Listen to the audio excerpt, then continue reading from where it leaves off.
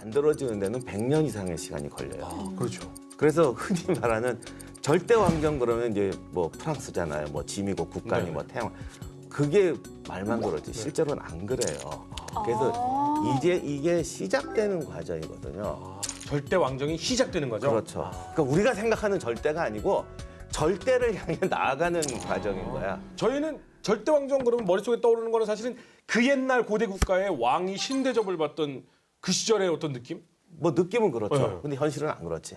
이제 그렇게 향해 가는 거지. 그래서 요 가는 과정인데 요렇게 만들어지는데 여러 가지 방법이 있어요. 유럽에서 이제 오늘 우리가 이제 얘기해야 될 전쟁을 가지고 얘기하면 네. 크게 보면 프랑스식이 있고 프로이센 스타일이 있어요.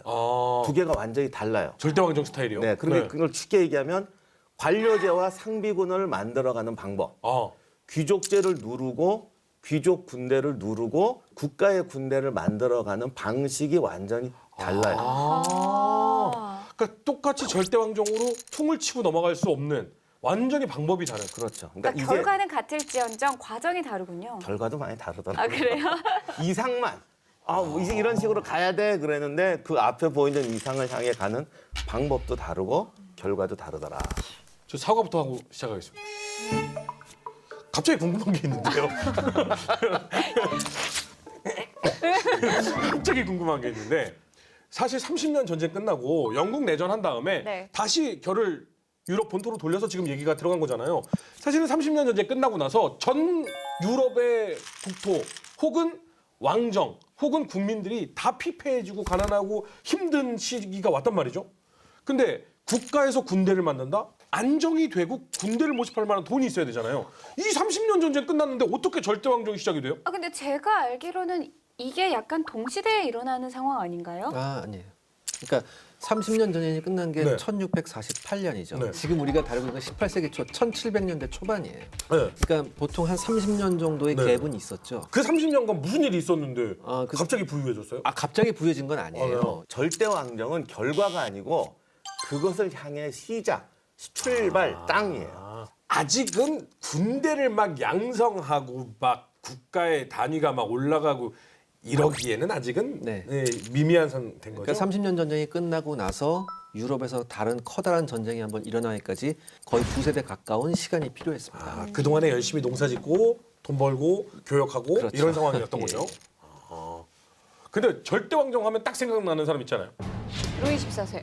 이거는 지미국 국가다. 아까 박사님께서도 말씀을 해주셨잖아요. 근데 그게 저는 그때도 이해가 안 가는데 지금도 약간 이해가 안 가는 게 지미국 국가다가 말은 굉장히 멋있잖아요. 뭔가 있어 보이고. 근데 가만히 생각해보면 이게 뭔 말이야? 나는 무생물이다. 나는 사람이 아니라 곧 뭐 상징이다. 뭐 이런 건지 사실은 정확한 의미는 이해가 좀 안 가요. 보통 우리가 네. 루이 14세 보면 태양왕 그러잖아요. 태양왕. 그렇게 얘기하잖아요. 근데 17세기 후반부터 네. 쉽게 말해서 18세기 중반까지 네. 유럽 최강은 프랑스였어요. 그래요? 가장 큰 이유가 뭐냐면 물론 땅덩어리도 적진 않았지만 가장 큰 게 인구였어요.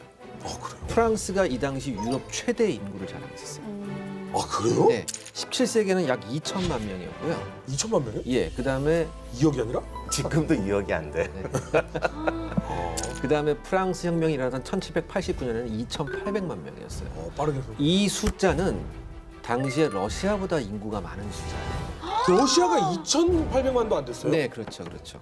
러시아는 인구가 굉장히 많다라고 항상 막연하게 생각을 그렇죠. 했어요. 러시아, 중국, 인도 하면은 굉장히 사람이 많은 곳으로 우리가 알고 있는 나라 네. 중에 하나인 거잖아요. 왜냐면 네. 전쟁 때 쏟아붓는 그 물량이 근데 실제로 너무 많았어도 통계가 안 잡혔을 통계가 안 수도 잡혔을 있어. 수 있겠죠. 또 하나 분명한 건 이 당시에 영국을 무시할 수 없었잖아요. 네. 그렇죠. 그다음에 또 하나 영국과 가장 강력하게 해상 세력의 라이벌이었던 네덜란드도 무시할 수 없었거든요. 근데 이 영국과 네덜란드는 프랑스의 인구의 절반밖에 안 됐었어요. 프랑스는 30년 전쟁에서 비교적 온전하게 국토와 병력을 유지하고 있었죠. 그럼 다시 돌아와서 그 찜은 곧 국가다. 루이 14세 때 이때 의미를 조금 좀 짚어주실까요? 그러니까 그거는 기자님 말씀하신 것처럼 당시 프랑스의 어떤 국력의 자신감 그리고 이제 소위 절대 왕정에서 가장 앞서간 나라가 프랑스거든요. 제가 아까 프랑스와 프로이센 두 스타일이 있다고 그랬는데 사실 프로이센도 프랑스과 베끼는 그대로. 거예요. 프랑스가 앞서 나가니까. 선두주자. 베끼긴 베끼는데 벤치마킹하면서 자기 실정에 맞게 바꾸는 거지. 근데 배우기는 프랑스에서 배워와요. 그런데 절대왕정은 시작이지 결과가 아니다. 네. 지문고 국가다란 말은 굉장한 그 자부심을 하는 말이지만 결정적인 한계가 있는데 말씀하신 것처럼 그 정확한 지적인데 왕은 개인이잖아요. 네. 국가는 국가고 네. 이게 헷갈리고 있죠. 지문고 국가라는 말은 사실은 국가의 개념이 헷갈리고 있다는 거예요. 아하. 그래서 이 프랑스의 국가를 사실 알아야 프로이센 스타일을 이해할 수가 있는데 아. 이제 국가를 키워야 된다는 건 누구나 이해를 하는 거예요. 네. 이게 똑같이 두 가지 이유인데 하나는 사회가 성장하고 뭐 기술도 성장하니까 군대가 커진다는 건 누구나 다 알아. 그러면 이걸 좀 더 강력하게 조직해야 정복을 하든 나라를 지키든 군대는 강력해야 되니까 네. 결국 이건 국가가 개입해야 된다라는 게 이미 결론이 났어요. 어. 또 하나는 이때 사실 상공업 부르주아라든가 상공업 무역 이런 게 이제 발달하거든요. 이렇게 되면서 아래 계층이 성장하니까 이 계층하고 이 계층의 싸움이 난다고. 네. 계층과 계층의 싸움이 나고 사회가 훨씬 복잡해져요. 네. 이제 무역도 하고 그렇죠. 그러면 그걸 관리하는 조직이 커져야 되잖아요. 그렇죠. 과거에는 그 관리 조직을 싫어했죠. 그렇죠. 우리가 알아서 할 텐데 왜 니네가 간섭해? 네. 근데 너무 커지고 복잡해지니까 이제 관리 조직이 있는 게 나은 거야. 네.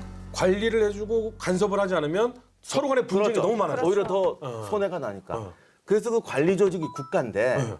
프랑스는 여기서 헷갈린 게 이게 왕의 사적 권한을 확대하느냐 국가의 공적 권한을 확대하느냐에서 헷갈린 거예요. 아. 그래서 짐이 곧 국가라는 말은 국가의 공적 기능으로 다 하지 말고 나의. 나도 좀 할게. 약간 중의적인 표현이 있었네요. 예, 그런 뜻이었겠죠. 그래서 이걸 이제 구체적으로 말하면 과거에는 봉건 영주들이 자기 군대를 갖고 나왔단 말이에요. 이제 국가에서 장교를 찍어주는 거예요. 예를 들면 허준 씨한테 중대장을 주는 거야. 네. 뭐 잘 싸웠어. 내가 너 중대장 시켜줄게. 중대장 증명서를 줘. 네. 네. 그럼 이게 30년 전이랑 비슷한데 네. 돌아다니면서 자기 중대원을 받아요. 뭐 자기가 모아요. 내가 중대장이야. 예. 나 이런 사람이야. 예, 나랑 같이 모여. 할래? 이게 우리가 생각하는 군대가 아니잖아. 그렇죠. 귀족 군대 비스무리하잖아요. 그렇죠. 그럼 또 귀족 군대랑 다른 게 이제는 여기 경쟁도 치열하고 부르주아들이 또 들어와요. 네. 그리고 왕은 어떻게 하면 이걸 받아요. 네? 왕이 돈을 받고 아무나 주나. 그러니까 이게 관리가 들어가긴 들어가는데 국가의 공적 관리인지 왕의 사적 이건지 헷갈리는 거야. 그러니까 국가의 군대를 조직하는 거에 있어서 그러니까 중대장들, 소위 말하는 뭐 예전으로 따지면 봉건제 영주들처럼 개인의 군대를 모집하러 다니는데 봉건제 영도는 자기 영재들을 데려오는 네. 거지. 상비군은 전국에서 선발하는 네. 거지. 여기는 중대장 자격증을 주면 그 사람이 자기 부하가 아니라 돌아다니면서 그렇죠. 상비군처럼 뽑아 올리는 근데 거야. 그 권리를 왕이 주니까 왕에게? 이게 개인의 권리인지 국가 조직의 권리인지가 애매하죠. 애매해졌다. 섞여요. 예. 그래서 프랑스는 어떻게 되냐면 귀족들이 하는 재판 제도가 있어요. 네. 네. 귀족들이 자기들이 그 지역 장관 같은 게 있는데 네. 그게 그 지역 영주들이 하는 거야. 네. 이건 봉건제의 유죄잖아요. 그랬더니 왕이 이제 직접 행정관을 파견을 해요. 네. 우리나라 도지사 같은. 네네. 그럼 얘들이 없어지느냐? 그렇죠. 둘 다 있어. 와 근데 그러면은 어느 장단에 맞춰? 네. 한 번에 없앤 게 아니라 둘 다 있으면서 이렇게 누르는 거죠. 그러니까 시간이 걸린다 그랬잖아. 처음에는 이제 유지들한테 그거 하셔야죠 훌륭하신 분인데라고 하다가 이 부분은 저희가 좀 담당할게요 이러면서 그래서 조금씩 두 개가 생겨가지고 하나씩 먹어가는 거예요. 그러니까 프랑스 절대왕정은 시간이 오래 걸리고 이걸 또 그 도지사 같은 지사라고 하는데 그건 절대 매간매직을 안 했어요. 이건 생각이 너무 중요하잖아. 그렇죠. 이거는 파견을 하는데 네. 그거 말고 또 매간매직을 막 해요. 그 밑에는 다른 잡다한 것들. 아. 우리나라는 이거를 이제 엄하게 했지. 예를 들면 네. 1호 판서, 호조 판서, 뭐 포도대장 네. 이런 건 우리가 봐도 공무원이잖아요. 네. 그거 말고 왕의 마구간지기, 주방장, 왕실 청소하는 사람 이런 걸 왕실 관리라고 그래요. 네. 조선에도 그게 있는데 이 왕실 관리들은 일반 관리들하고는 완전히 구별이 됐어요. 얘들은 그거나 해야지 뭐 일반 관직에 못 들어와요. 네. 프랑스는 막 파는 거야. 그것도 약간 관료의 느낌으로 예, 그러니까 자기 왕실 관리로 막 팔아. 네. 왕실 수입의 38%가 이거로 팔아서 수입의 38% 그걸로 충당했다고요? 왕실 재산의 38%가 아니 그럼 그 사람들 월급도 줘야 되고 그거를 또 세금을 걷어서 이러니까 자꾸 그러면 혼란이 헷갈린다니까. 되네요. 돌려막기네요. 왕이 자기 회사가 있어서 개인 회사가 있어서 그거에서 수입을 가지고 왕실 관료를 뽑고 이러면 상관이 없고 그렇죠. 그렇죠. 세금을 걷어서 내 여기다 또 개인적인 팔아서 상황을 뭐 이런 식으로 막 하니까 국가의 왕의 권한과 국가의 권한이 섞이는 거죠. 그러네요. 그러니까 아마 프랑스가 그렇게 복잡하게 된 이유가 오히려 영국같이 의회가 있었으면 어떤 견제 세력이 있었을 네. 텐데 아, 프랑스의 왕실은 별다른 그렇게 견제 세력이 없었어요. 아, 의회가 없어요. 네, 있긴 있는데 그러니까 힘을 못 왕실에 쓰죠. 대한 견제 역할을 교회가 한다라는 그런 건 있었는데 이게 뭐 뒤로 가면 뭐 둘이 짝짝꿍이 많았어서 이게 어떻게 보면 이런 거죠. 세금도 입찰을 뿌려요. 네? 우리가 생각하기에 국가라고 그러면 세무 공무원은 중요하잖아. 그렇죠. 조선 같은 경우는 반드시 관리가 세금을 걷지 사적으로 안 걷어요. 네. 큰일 나지. 뭐 향리들이 걷다 횡령한다고 그러지만 아무튼 기본적으로 이거거든. 얘들은 입찰을 줘버려요. 세금 징수할 사람 나한테 100만 원만 주면 되고 알아서 걷어 이거예요. 아 정확하죠. 미리 내고 지가 걷어가는 거야. 이건 완전 악습이 될 것 같은데요. 아니 그러다가 이 금액 차이가 당연히 날 당연히 경우에는 나는 정도가 아니라 기본이 2배. 그렇지. 그렇게 될 아니 수밖에 그 없어. 이거를 예상을 못한 건 아닐 거 아니에요. 아, 받는 입장에서야 그런 거 상관없지. 받는 입장에서 근데 내 돈만 들어오면 돼. 나머지 건 알아서 하면 되더라고. 이게 인간의 역사상 내가 벌어들이는 수익은 난 요거면 되니까 요거하고 니네 알아서 벌어 라고 했을 때 가장 최악의 상황이 발생을 했었어요. 그래서 심지어는 절반에서 3분의 2까지가 사라져요. 그래도 모든 유럽 왕실이 프랑스를 제일 부러워해. 2천만 인구에서 3분의 1만 걷어도 더 간단하게 말하면 프랑스는 잘 살고 힘이 넘치는 거야. 가장 잘 있잖아. 나가더라고. 예를 들면 우리 회사가 엄청 잘 나가. 근데 굳이 직원들 돌아다니면서 볼펜도 아껴라. 꼭 이런 짓 해야겠어? 아, 적당히 해먹어. 그냥 알아서 해. 어차피 우리 1등이고 우리는 제일 부자야. 하여간 저 할당량만 가져와. 나머지 너 챙겨, 너 챙겨. 프랑스는 이런 식으로 국가를 만들어가요. 가진 자의 여유죠. 프로이센은 어땠어요? 뭐 얼마나 인구가 있고 좀 그랬어요? 근데 프로이센 얘기할 때 우리가 그냥 프로이센만 하면 안 되고 일단 브란덴부르크 얘기를 좀 해야 돼요. 브란덴부르크. 근데 원래 이 브란덴부르크가 원래 그 슬라브족이 살았었대요. 예전부터. 그러다가 게르만족이 와서 서로 또 뺏기고 막 하다가 12세기가 돼서야 신성 로마 제국이 완전히 여기를 점령하면서 변경백이 돼요. 그러니까 변경백이라는 말이 뭐냐면 보통 우리 30년 전쟁 때 이렇게 왜 각각 이제 봉토를 주잖아요. 네. 그 황제가. 근데 이 봉토를 주는 그 영지 중에서 특히 국경하고 맞닿아 있는 곳 네. 이런 데를 변경백이라고 해요. 왜냐하면 이런 데는 외적의 침입을 막아야 되기 때문에 어떤 자치권이나 군사력에 훨씬 더 폭넓게 자치권을 인정해줬었어요. 그래서 이 브란덴부르크가 그렇게 크다가 12세기 중엽에는 이 브란덴부르크가 드디어 선출권이 있는, 즉 황제 선출권을 가지고 있는 선제후로 이제 격상이 되죠. 그렇다면 지금 오늘 우리가 말하려고 했던 이 프로이센은 어디냐? 저기 지도 보시면 저기 베를린이라고 있는 데가 브란덴부르크 지방이고요. 네. 그다음에 저 오른쪽으로 보면 서프로이센, 동프로이센 이렇게 있죠. 네. 아 그때는 독일을 프로이센이라고 했던 거예요. 아, 독일을 프로이센이라고 하는 게 아니라 저 지역을 프로이센 지방이라고 했었어요. 아 독일 안에서 프로이센 지방은 다른 나라. 네네. 한 14세기 정도까지는 그래도 유럽에서 북유럽에서 중개무역으로 괜찮았었어요. 중개무역으로 괜찮게 살다가 문제가 이제 15세기부터 터집니다. 폴란드하고 리투아니아 연합군의 침공을 받으면서 프로이센이 저기 포메라니아 지방을 잃어버려요. 폴란드한테. 이제 그러면서 이제 프로이센이 확 쪼그라들죠. 17세기 초 쉽게 말해서 1618년이면 우리가 30년 전쟁이 일어난 해잖아요. 네. 그때부터 문제가 본격적으로 나타나기 시작합니다. 뭔 문제요? 여기를 다스리던 알브레이트의 아들 알브레이트 프리드리히가 네. 후사가 없이 죽습니다. 어. 그렇기 때문에 이 자기의 이 프로이센 영지를 누구한테 물려주게 되냐면 사위한테 물려주게 돼요. 네. 이 사위가 근데 누구였냐면 요한 지기스문트라는 사람인데 네. 이 요한 지기스문트는 아까 말씀드렸던 브란덴부르크의 영주예요. 선제후였어요.